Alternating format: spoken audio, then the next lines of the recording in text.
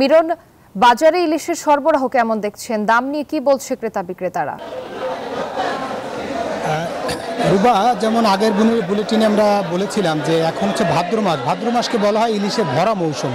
সেই ভরা মৌসুমেও কিন্তু বরিশালের সবচেয়ে বড় যে ইলিশের মোকাম, সেখানে ইলিশ মিলছে না।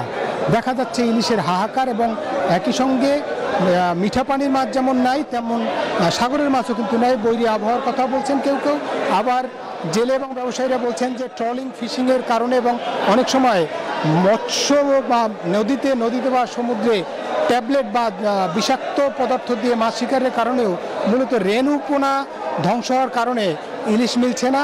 যে ইলিশ মিলছে তার দাম কিন্তু নাগালের বাইরে। আমরা আজকে যেমনটা দেখেছি, 300 গ্রামের যে ইলিশ সেটি বিক্রি হচ্ছে 1100 টাকা, এবং 400 গ্রামের ইলিশ বিক্রি হচ্ছে 1200 থেকে 1250 টাকায়, এবং 500 গ্রামের ইলিশ বিক্রি হচ্ছে 1600 টাকা। 1 কেজির ইলিশ বিক্রি হচ্ছে 2200 থেকে 2500 টাকা, এবং 1200 গ্রামের ইলিশ বিক্রি হচ্ছে 2800 টাকা। মোট কথা হচ্ছে যে ইলিশ কিন্তু নাগালের মধ্যে নেই।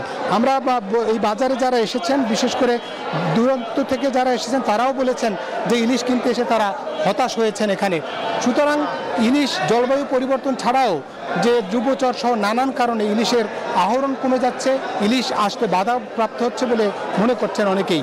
এই ছিল বরিশালের ইলিশের মোকাম থেকে আমার কাছে সবশেষ তথ্য। ফিরছি স্টুডিওতে।